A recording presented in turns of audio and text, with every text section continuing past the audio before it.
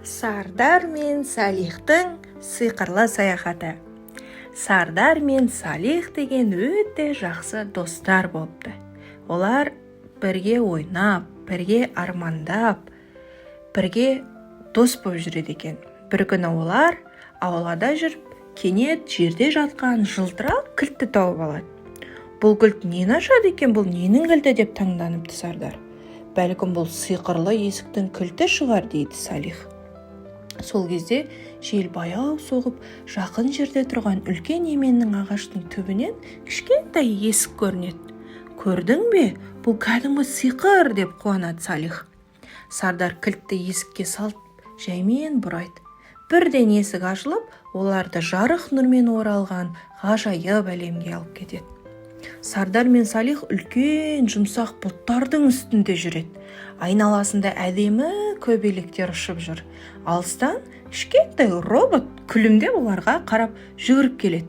Сәлем достар, мен Робби, сендер біздің әлемге қош келдіңдер дейді робот.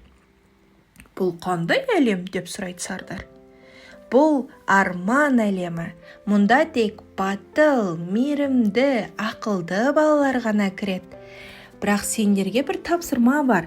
Біздің әлемге жұлдыздарды қайта жарқырату керек. Салих ойланады, қалай көмектесе аламыз деп. Әр жұлдыз тек жақсы істер арқылы жанады. Егер сендер біреуге көмектессеңдер, жұлдыздар қайтадан жарқырап жанады дейді Робби. Сардар мен Салих дереу іске кірісіпті. Олар кішкентай құстың ұясын орнына қояды. Сол кезде бір жұлдыз жанады. Роботқа сынған дөңгелегін жөндеуге көмектеседі. Тағы бір жұлдыз жарқырап жанады. Көбелектерге су тауып береді. Аспандағы тағы бір жұлдыз жарқырайды.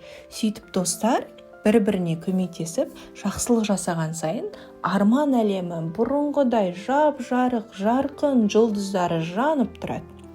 Барлық жұлдыздар жанған кезде үлкен алтын қақпа ашылады. Сардар мен Салих өз үйлеріне оралады.